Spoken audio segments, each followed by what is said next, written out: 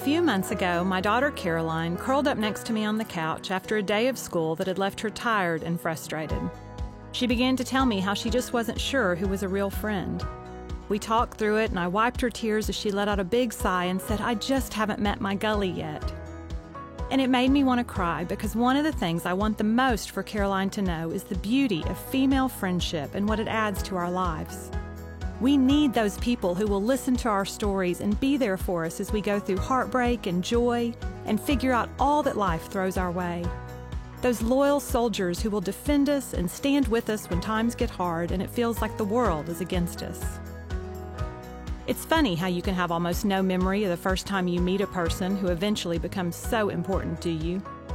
Some relationships are so pivotal in your life that it seems like surely you must have felt a little bit of electricity run through your veins the first time you met them.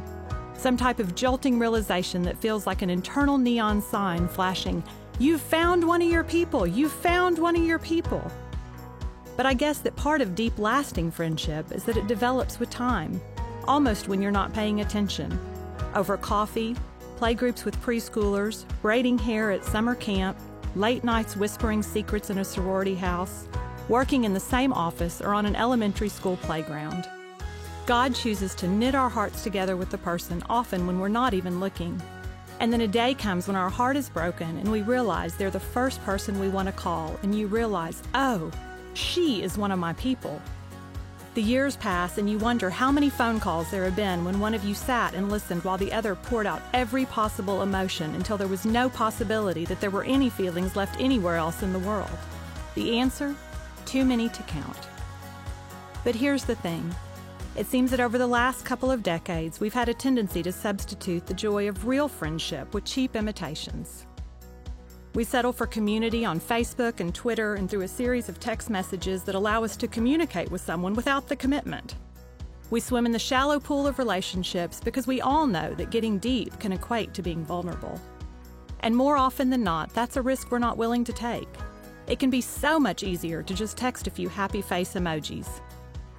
Years ago, women had a better grasp of real friendship.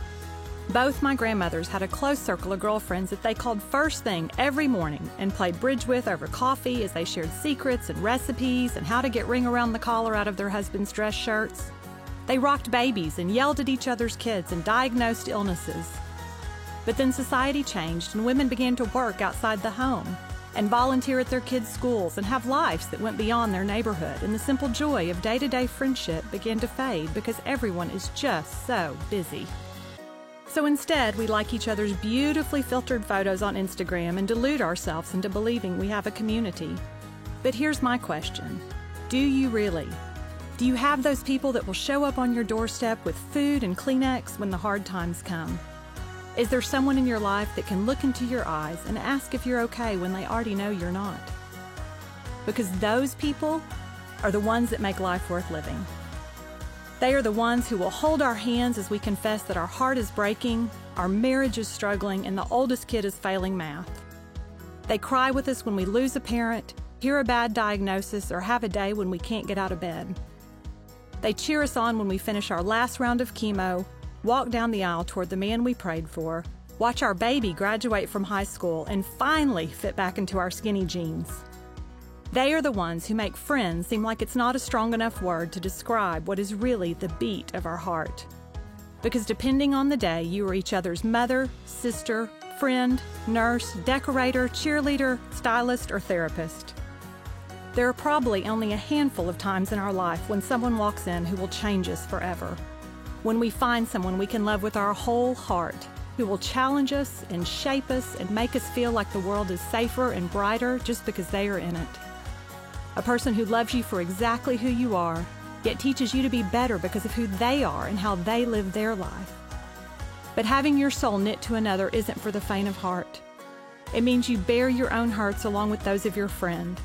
You cry when they cry, and you laugh when they laugh, and you come up with plots to kill someone who causes them any pain. You love harder, you laugh louder, you live richer, and you become more together than you could ever be by yourself. It's putting your heart and your name in the hands of another person and saying, I trust you with all of this, as they do the same.